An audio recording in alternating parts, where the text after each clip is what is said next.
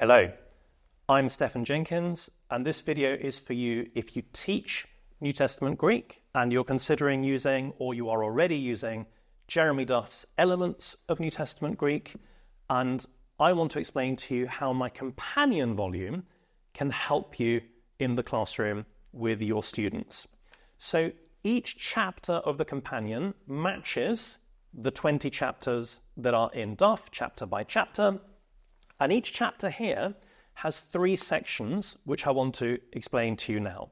But the focus of the book, the whole point, is to get your students into the habit of reading Greek texts that are as long as possible, as early as possible, so that they will build up a lifelong habit of working at their Greek through reading the Greek New Testament more than through reading about Greek grammar.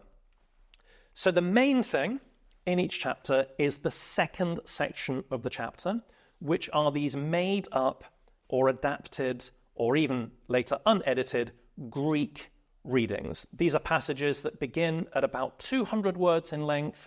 Towards the end of the book, they're about 300 words. There are a few revision passages that are longer. But the idea is for you to decide how they supplement what Duff gives you.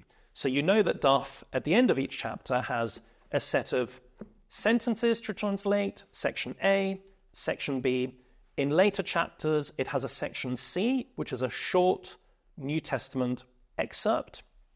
The passages you will find here are considerably longer than those section C passages, and also a lot simpler, because they're not what happens to be in the New Testament. They've been written carefully in mind for the student who has only reached that point of the textbook. All the vocab on each passage in here is the vocab that they have already learnt up to that point in Duff, or, if I use other words, they're at the foot of the page, so they don't have to look anything up. And all of the grammar in the passages is what they have already learnt. So up to you whether you say, on top of whatever else I said, you do that, or you might say, why don't you not do the Duff section C and do these passages instead? Or you might say, skip section A, where the answers are at the back of Duff, do section B, which I will mark, don't do section C, and then do this. You know how much work you want them to do, but it is there as a resource for you to use as you see fit, obviously. Alongside those Greek passages, online, you have a set of very detailed comprehension questions for the students, designed to force them to think about each sentence, sometimes each word of the passage, and not just guess their way to a translation, but work out how does the Greek text communicate this meaning.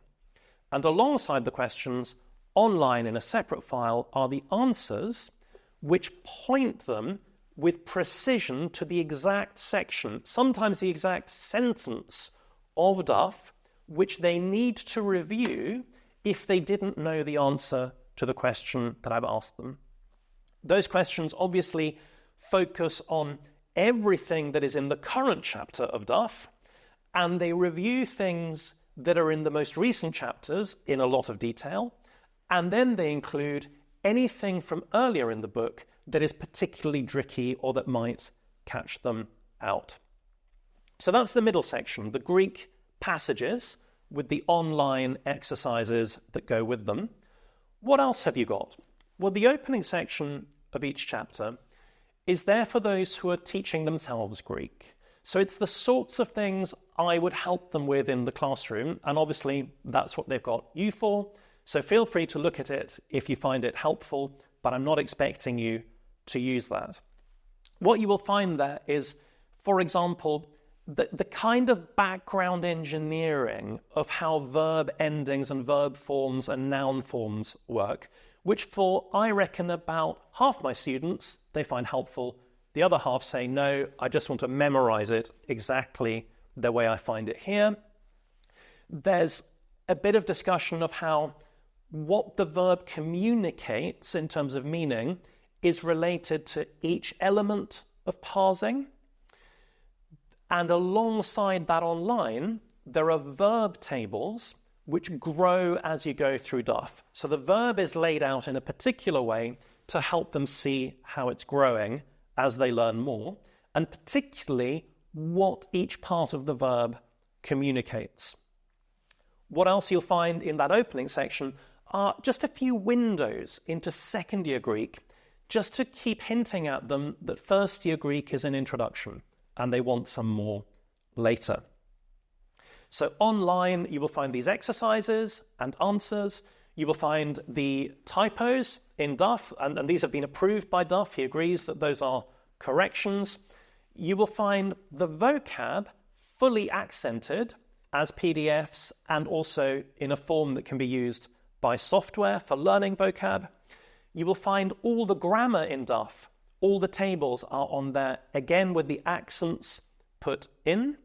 And you will find those tables of verbs and nouns that I described building up so that students can see how these endings relate. So that's for first year students. What if you're teaching second or third year Greek courses? Well, the third section of each chapter is a thorough introduction to that kind of more advanced material. So in the chapter where Duff teaches you the aorist, you will find the third section of that corresponding chapter here goes beyond first year on the aorist and discusses how the aorist works, its range of meanings, what to think about as you're reading it. It's full of illustrative examples from the New Testament, from the Septuagint, from classical Greek, from all sorts of sources to help students not just recognize, I know what that already means, but to think, hold on, how does the aorist contribute to this translation that is there for me? How do they get to practice that advanced material with exactly the same Greek text that's in the middle of each chapter? So as they read through it again, online they will find a separate set of comprehension questions, which this time aren't asking them, how do you know that this verb is in fact an aorist? But instead are asking them, okay, why do you think this aorist means what it means here?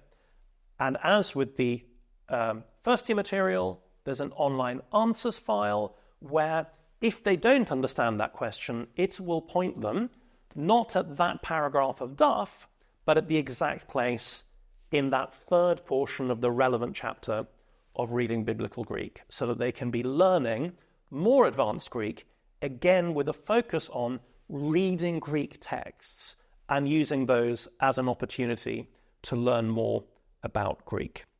So I really hope that your students enjoy reading biblical Greek.